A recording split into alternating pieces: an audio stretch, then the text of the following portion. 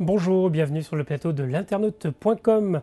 Nous allons à nouveau parler aujourd'hui de sujets concernant vos finances personnelles et cette fois-ci les litiges immobiliers, comment on peut les résoudre en faisant appel à un huissier. Oui, un huissier, il n'intervient pas seulement chez vous pour vous saisir vos meubles, il peut aussi vous accompagner dans vos tracasseries pour essayer de faire valoir vos droits. Et aujourd'hui, nous recevons Philippe Couder qui est huissier à Colombes. Bonjour. Bonjour.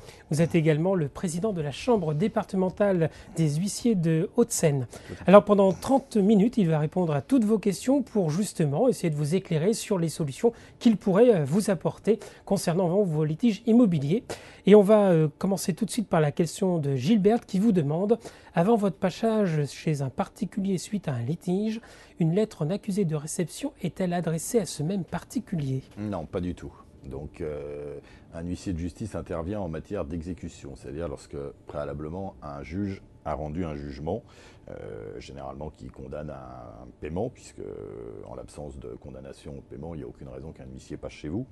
Donc, ce qui est fait, il faut d'abord qu'il y ait en premier lieu la signification du jugement, que les voies de recours soient expirées ou que le jugement soit assujetti à l'exécution provisoire.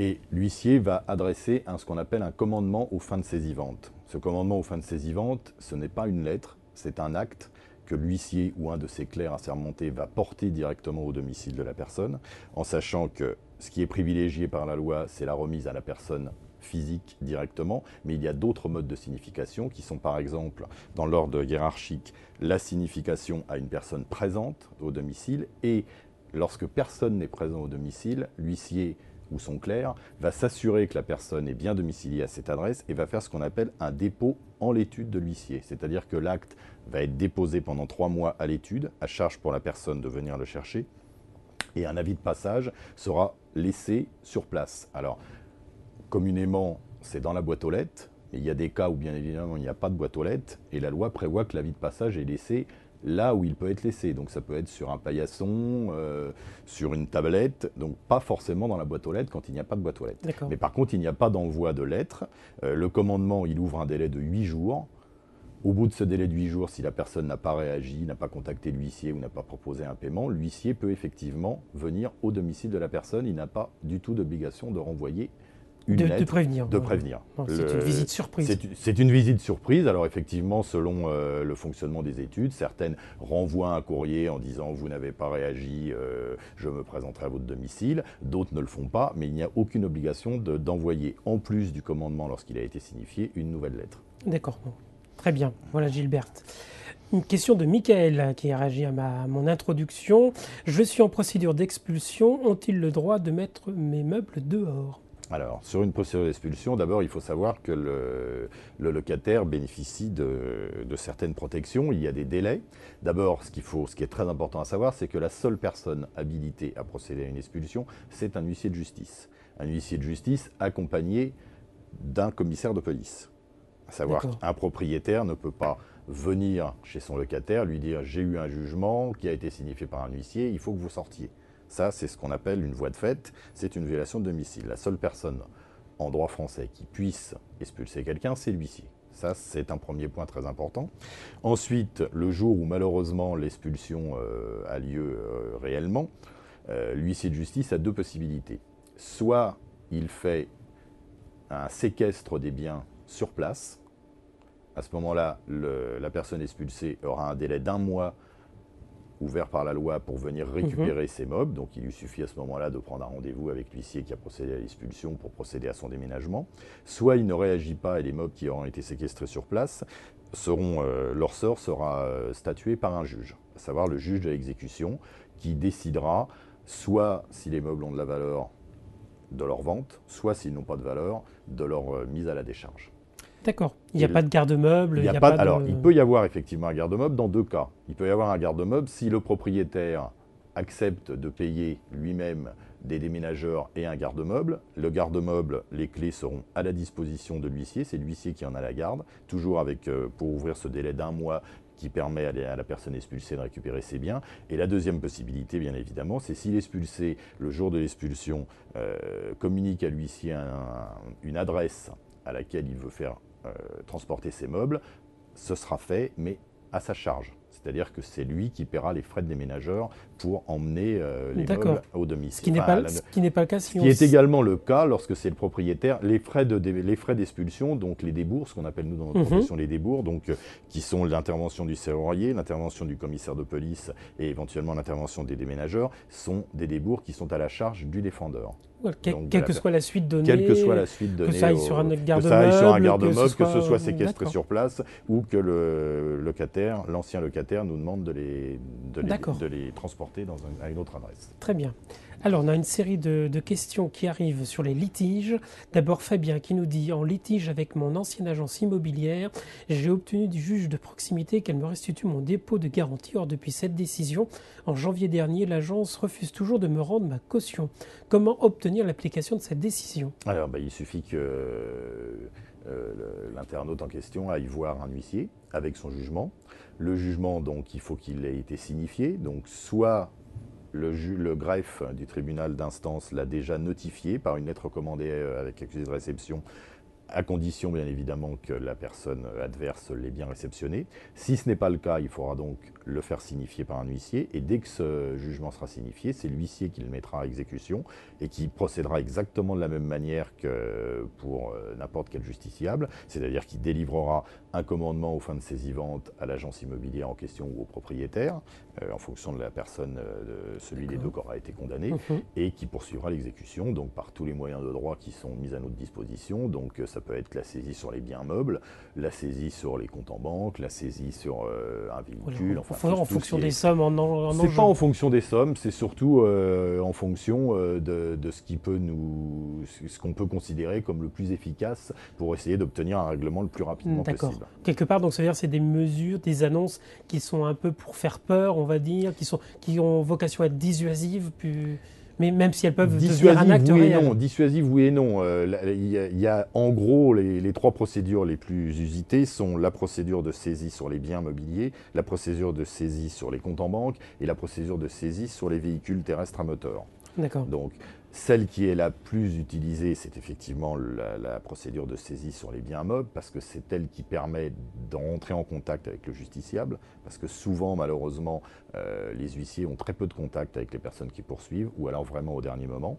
Mais il y a notamment dans le cas présent pour une agence immobilière, une procédure de saisie-attribution dès l'instant où les références bancaires sont connues, ou sinon, si elles ne sont pas connues, l'huissier a les moyens d'essayer de les rechercher. C'est une procédure qui peut être beaucoup plus efficace qu'une saisie de meubles ou dans une agence immobilière, on va procéder à l'enlèvement, éventuellement à la vente de quelques bureaux ou de quelques chaises qui ne vont pas gêner beaucoup le débiteur. D'accord. Donc pour résumer, pour Fabien, en vous contactant, vous actez... Il contacte un huissier de justice. Vous actez que l'agence a été mise en demeure de restituer on lui signifie le jugement et on lui fait commandement d'avoir à payer la somme en question. Et si ce n'est pas fait, à ce moment-là, vous faites la deuxième partie avec saisie de biens. Exactement. Très bien. Il y a Yannick qui nous dit qu'il doit signer un compromis de vente la semaine prochaine sur un bien qui est assez ancien et son entourage l'invite à prendre plus de précautions sur l'état du bien et il vous demande quelles sont les précautions qu'il peut prendre. Alors la précaution essentielle, c'est éventuellement de faire un constat de l'état du bien. Alors ça peut avoir deux utilités. D'abord, ça peut avoir une utilité par rapport au fisc. Parce que si Julien achète un appartement dans une résidence ou dans un appartement qui est relativement dans un immeuble qui est relativement coté, mais que cet appartement pour des raisons multiples est extrêmement dégradé, par exemple un appartement ancien où l'électricité n'a pas été refaite, elle date de 1930, pareil pour les sanitaires ou autres, ça va permettre éventuellement à Julien de se prémunir vis-à-vis du fisc pour éviter que le fisc ne revienne vers lui et lui dise vous avez acheté un bien sous-évalué et avoir derrière un redressement fiscal en disant, entre guillemets, il y a eu peut-être un paiement occulte par derrière. Donc, et ça sert plus à ça que pour démontrer un vice caché au moment de la vente? Alors, pour démontrer un vice caché, ça va être plus délicat parce qu'encore une fois, tant que Julien n'est pas propriétaire de l'appartement, nous sommes chez un tiers. Donc, si un huissier intervient à sa demande, il faut que le propriétaire-vendeur soit d'accord pour qu'on rentre chez lui. S'il est d'accord et qu'il n'a rien à cacher, pourquoi pas, Julien peut donc faire un constat, par exemple un état des lieux pour le fisc ou pour quoi que ce soit. Maintenant, dans le cadre d'un éventuel litige pour une malfaçon ou autre, c'est plus délicat parce que si effectivement le vendeur est au courant plus ou moins de ce litige, on peut penser qu'il n'aura pas vraiment envie de laisser rentrer un huissier faire un constat avant que la vente soit réalisée. Maintenant, il faut quand même que Julien se rassure.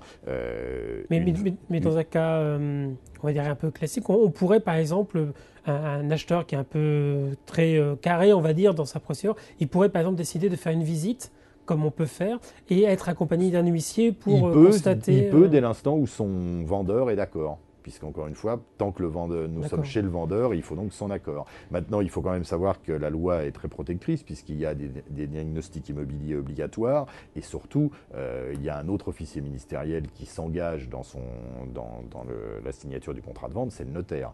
Et le notaire, lui, doit prendre toutes les précautions nécessaires pour justement éviter qu'un vice caché puisse se révéler après la vente. Donc là, vous êtes plus en distance sur ces aspects-là, en fait. On est plus en distance. Si vous voulez, sur ces aspects-là, on intervient plus après la vente, effectivement, dans le premier cas que je vous ai cité, pour effectivement que le nouveau propriétaire puisse se prémunir vis-à-vis du fisc, qui lui peut tout simplement regarder le prix des ventes dans le même quartier, s'apercevoir que l'achat a été bien inférieur à ce que normal aux autres transactions et éventuellement décider d'un redressement fiscal. Et c'est là que le constat d'huissier peut prouver que l'achat était beaucoup plus faible que les transactions qui se font normalement sur ce quartier parce que l'appartement était en très très mauvais état, sanitaire entier à refaire, chauffage ou autre. Ouais. Alors, on a beaucoup de questions qui nous arrivent maintenant, c'est sur l'indivision. On va commencer avec Brigitte qui nous dit « Après l'achat d'une maison en indivision avec mon concubin, celui-ci m'a quitté. Cette maison est devenue celle de mon ex-concubin quand il ne pouvait plus financièrement y arriver. J'ai accepté pour qu'il n'y réaménage et sa nouvelle amie a suivi. Et maintenant, les serrures sont changées. On me dit que je n'ai plus rien. Est-ce vrai? Que faire ?» Alors non, notre internaute est toujours propriétaire indivis de l'appartement, maintenant ou de la maison. Maintenant, il est vrai que si elle a laissé le domicile principal à son ex-concubin et qu'elle-même a été habitée ailleurs, elle est propriétaire indivis, mais elle ne peut plus revenir dans l'appartement, surtout s'ils se sont séparés. Par contre, un des grands principes du droit français, c'est que nul n'est tenu de rester en indivision. Donc, si notre internaute ne veut plus, pour des raisons qui lui sont propres, conserver un bien en indivision avec son ancien concubin, elle peut demander à un juge de faire cesser cette indivision. Donc, l'appartement ou la maison sera vendu, éventuellement par un tribunal si les deux parties ne se mettent pas d'accord, mais elle peut tout à fait récupérer, entre guillemets, la partie qui lui revient, donc a priori certainement 50% de la valeur du bien, en obligeant son ancien concubin soit à vendre, soit à lui racheter. Si lui estime qu'il veut garder l'appartement, il rachète la part de son ancien concubin. Et sur l'indivision, quel est votre rôle? Alors du coup, c'est de... Sur le rôle de l'huissier de justice sur une indivision, il a nous n'avons peu d'intervention dans ce domaine. C'est plus le domaine des notaires.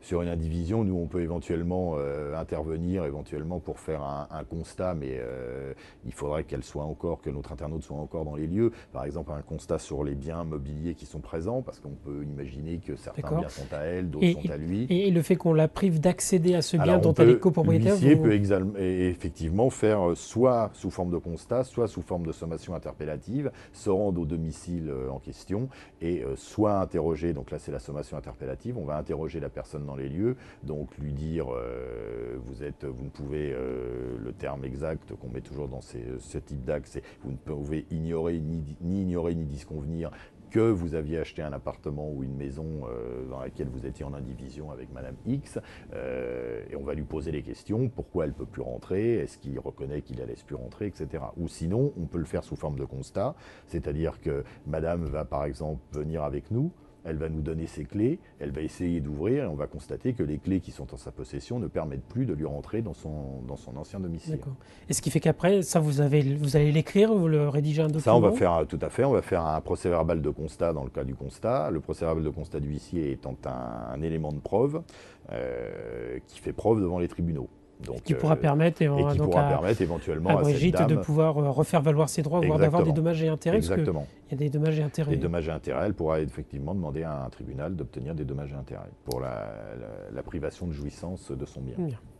On va continuer avec Joe, toujours sur l'indivision. Donc lui, son problème, c'est qu'en 2009, il a fait construire une maison. À l'époque, sa belle-mère vivait avec son ami qui a voulu payer une partie des menuiseries et l'isolation de cette maison. Et aujourd'hui, il présente la facture. Il demande donc à Joe de payer le montant qu'il avait proposé de prendre à sa charge pour rénover une partie de la maison. Est-ce qu'il doit accepter? Alors, la maison est en indivision, c'est ça? On peut comprendre ça. On peut comprendre que la maison est en indivision et donc si je comprends bien, lors de la rénovation de cette maison, certains travaux ont été intégralement payés par sa concubine de l'époque, c'est ça? Alors non, c'est sa belle-mère qui vivait avec une personne et c'est cette personne qui n'est à mon avis pas membre de l'indivision qui a fait les travaux et qui maintenant demande aux personnes de payer les travaux qu'il avait dit qu'il prendra à charge. D'accord, donc c'est en fait... que les factures sont au nom de cette personne et il n'y a pas d'écrit de remboursement de dette signé. Il n'y a aucune reconnaissance de dette, il n'y a rien. Donc après, là, dans un cas comme ça, c'est quand même assez délicat. Après, si notre internaute estime qu'effectivement, cette personne a bien payé et qu'il est juste qu'il lui rembourse, là, il n'y aura aucun souci. Par contre, s'il ne veut pas payer, il faudra que la personne en question fasse une procédure sans reconnaissance de dette. L'avenir de cette procédure, ça... D'accord. Il faut avoir un avocat. Donc si Joe accepte, c'est juste par bienséance, on va dire. C'est juste par bienséance, voilà. Il n'a aucune obligation de le faire, disons. Il n'a aucune obligation autre que morale de le faire. Question de Francine. J'ai acheté une maison au mois de janvier. Il y a un puits et une fosse septique. Celle-ci a été refaite, mais lorsque je suis allé sur le terrain, sans aucune neige, j'ai vu de l'eau qui sortait de la terre. Un expert est venu et m'a dit que le champ d'exploration était fini et que le problème était là depuis 2 ans. Que faire? Car l'agent du vendeur ne veut rien savoir. Il dit que pour lui, le dossier est clos. Alors, il faut se retourner contre le notaire qui a fait... Enfin, se retourner. Il faut s'adresser au notaire qui a effectué la vente, puisque là, on peut considérer que c'est un vice caché. Donc, soit pour obtenir une réduction du prix de vente, par exemple équivalente à la remise en état de cette fosse septique, soit si vraiment le problème de cette fosse septique rend vraiment inoccupable la maison, la résiliation définitive de la vente. D'accord.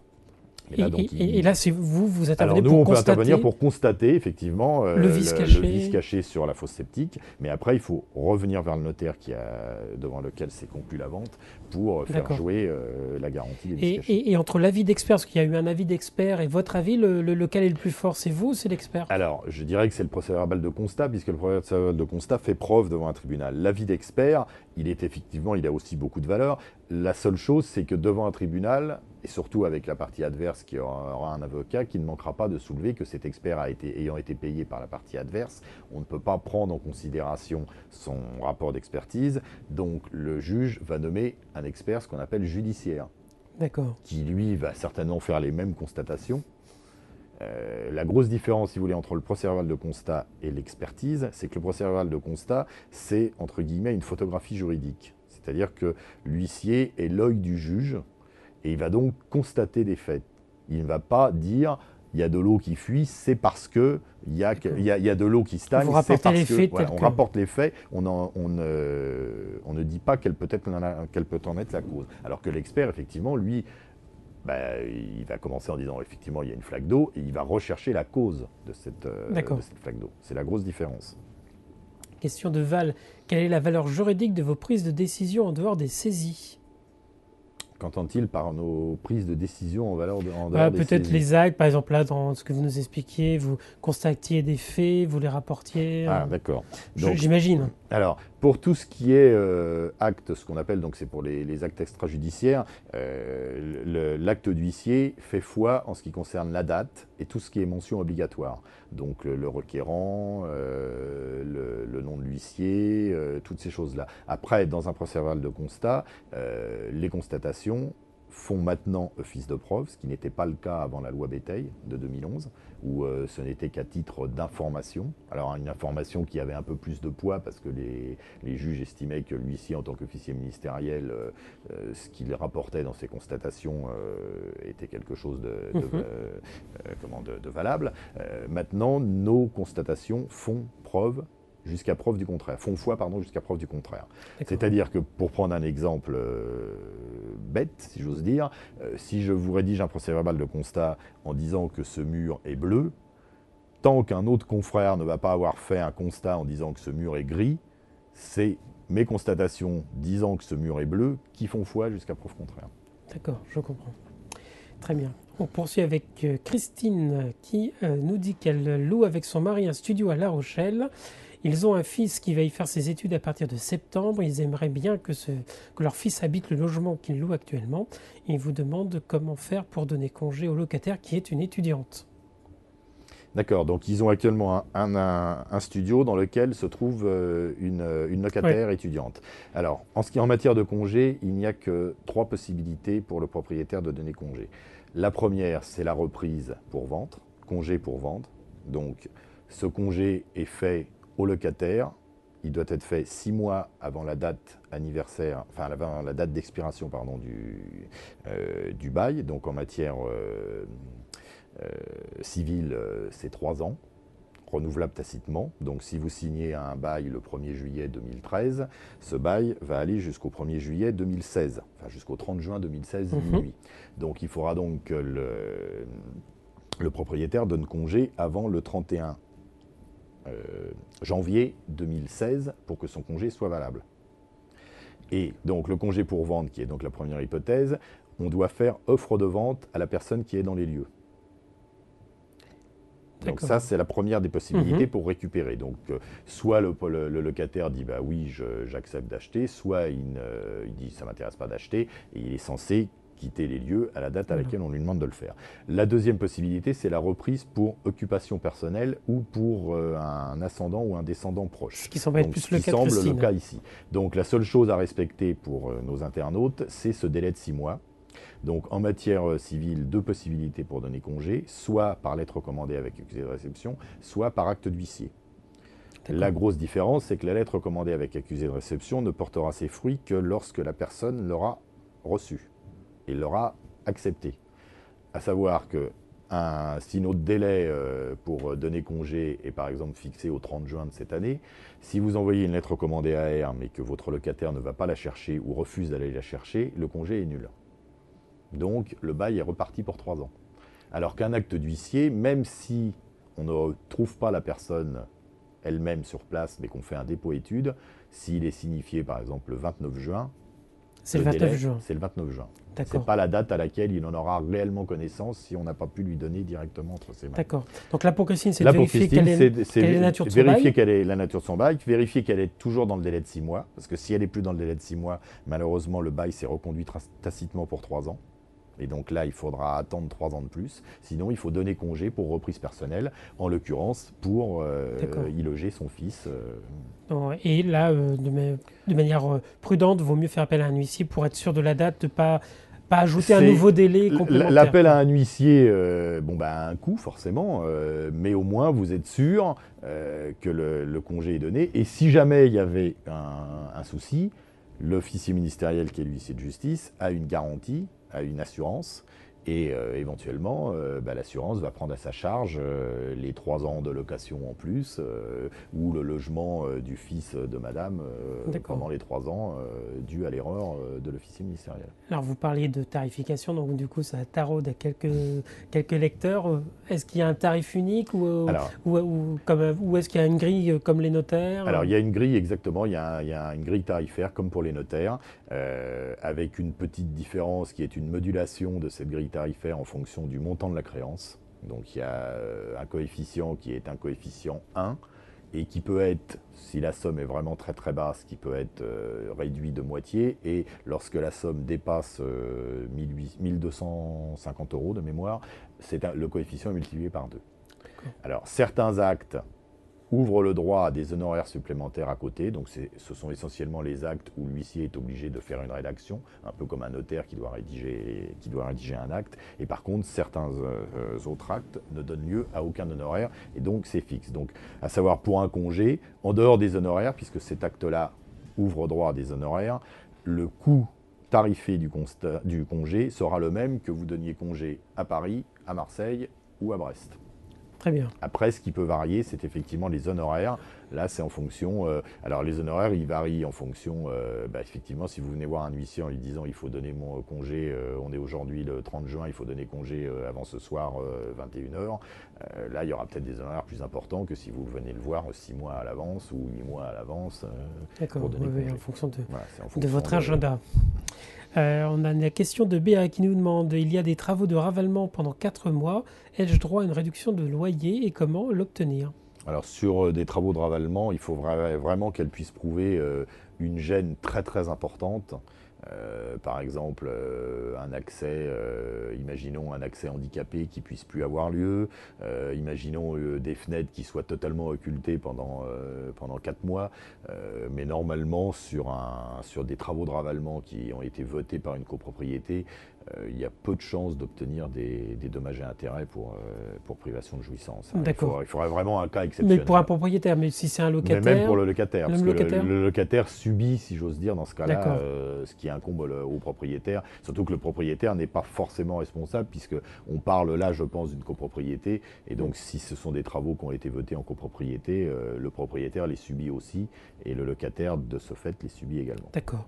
On parle de copropriété. Il y a une question de Deux Marmont qui vous demande: la copropriété me menace de procès pour enlever une ventouse sur la façade dans un coin de la cour, à peine visible, et qui a été posée par le propriétaire précédent il y a 6 ans. Suis-je obligé de le faire? Alors ça, il faudrait d'abord que notre internaute se procure le règlement de copropriété pour voir ce qu'il en est éventuellement. Alors là, on parle aussi notamment, il y a une jurisprudence qui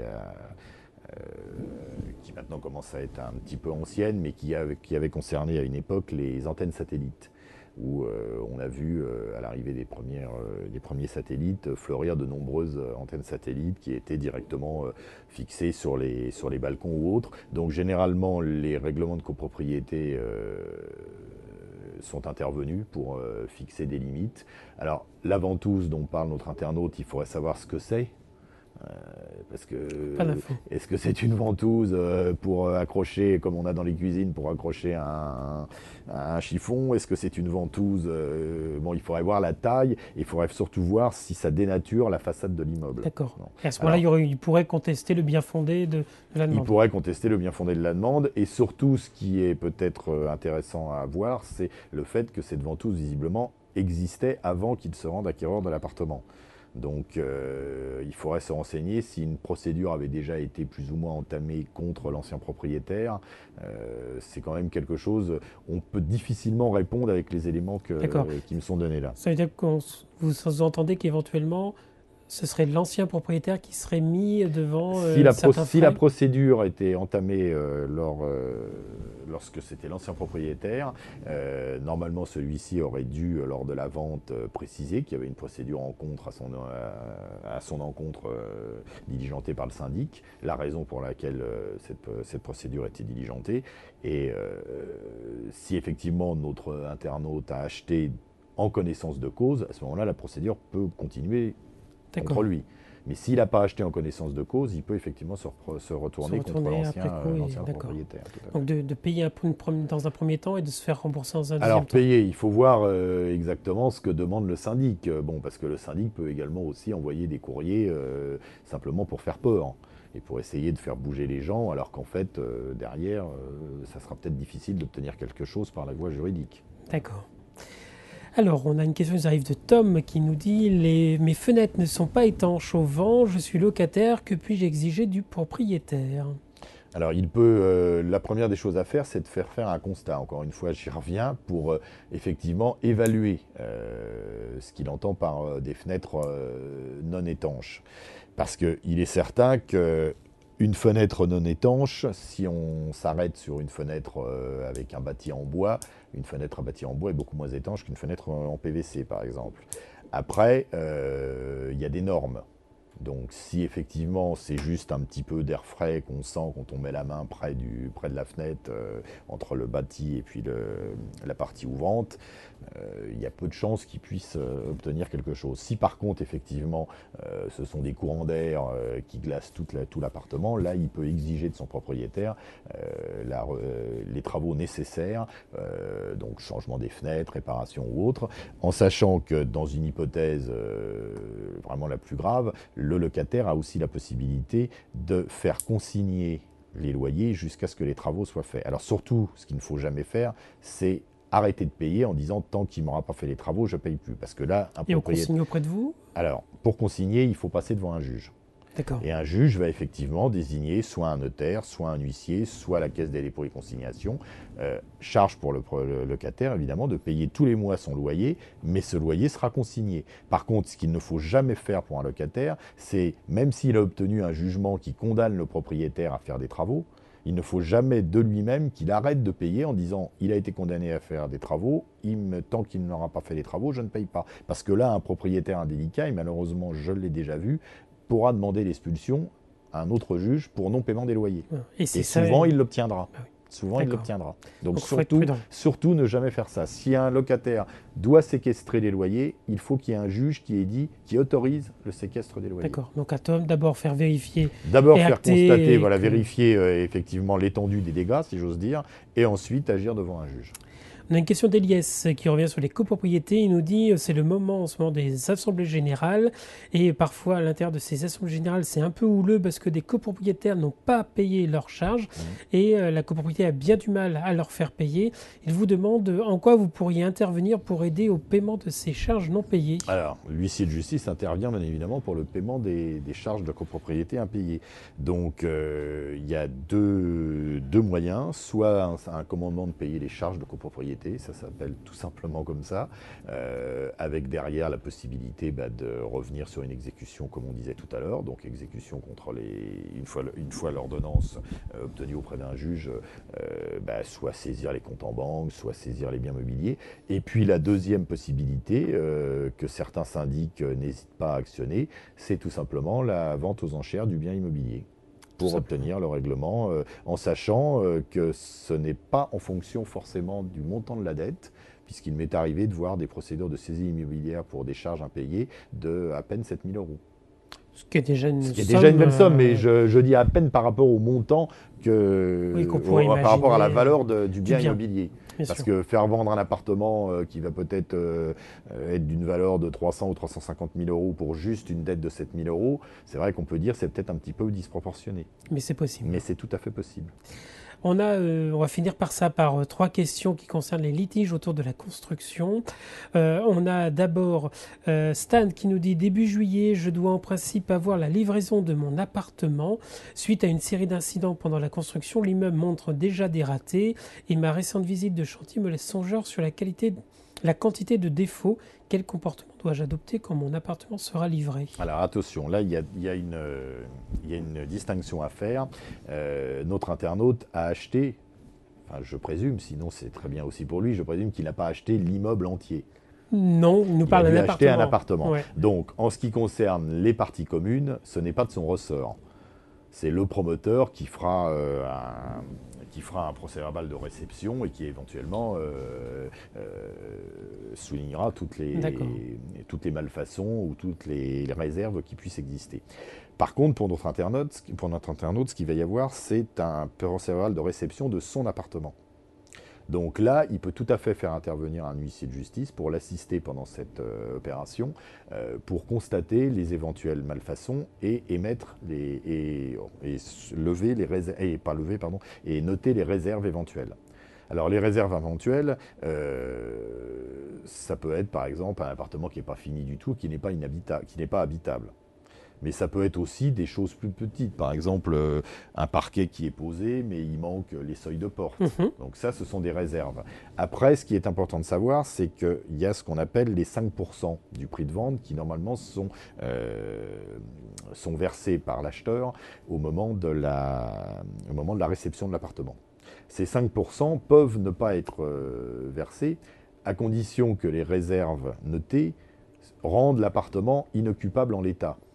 Donc ce ne sont pas des réserves sur, par exemple, un pan de mur qui va être mal peint ou qui aura été juste enduit mais dont la couche de peinture n'aurait pas été passée, qui vont permettre de ne pas payer ces 5%. Par contre, une salle de bain qui n'est pas terminée, une cuisine, s'il s'agissait bien sûr d'un appartement livré avec une cuisine équipée qui n'est pas encore montée, peuvent être des raisons de consigner et de ne pas verser les 5%.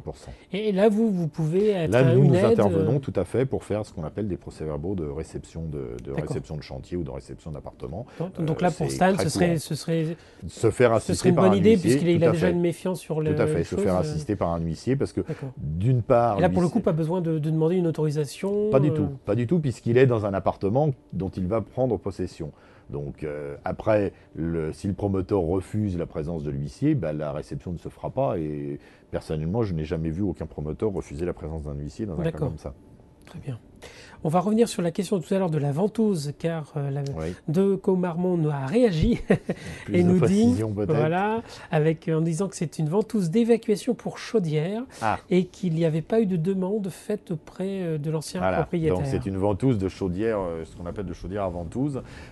Donc là, il peut y avoir, c'est pour ça que je dis qu'il faut vraiment se faire communiquer le règlement de copropriété, parce que est-ce qu'il avait, son ancien propriétaire, donc son vendeur, est-ce qu'il avait l'autorisation de poser une chaudière à ventouse dans un immeuble collectif ?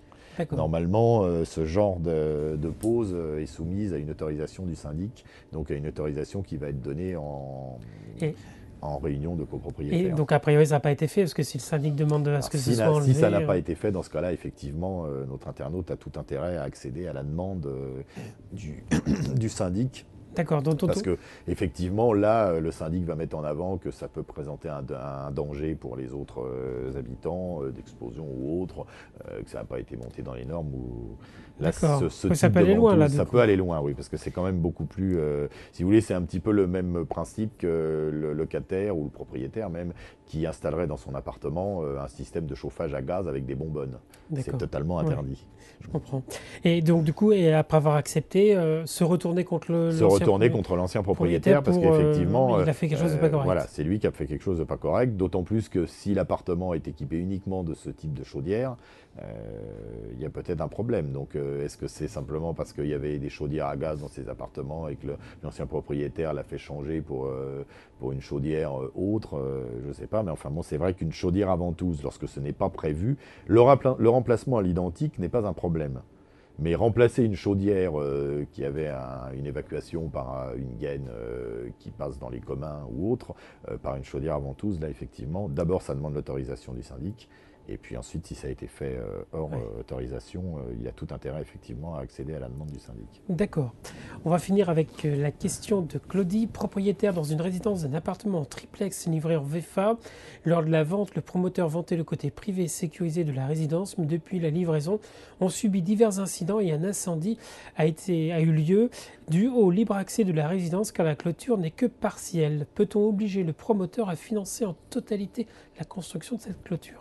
Alors, il faut voir ce qui était prévu dans la vente en état futur d'avancement. Lui, je pense qu'il a dû acheter un appartement dans lequel il a dû faire les finitions. Alors, à quel niveau, ça c'est dans le contrat doit le préciser. Par contre, les extérieurs, normalement, sont, entre guillemets, fournis par le promoteur. Donc la sécurisation de l'ensemble immobilier aurait dû être faite par le promoteur. Donc là, la seule solution, c'est malheureusement de passer en justice pour le contraindre. Donc l'utilité de l'huissier... Il ne peut pas y avoir une résolution d'Assemblée Générale de copropriété. Le problème, c'est que la résolution d'Assemblée Générale... elle n'est pas exécutoire.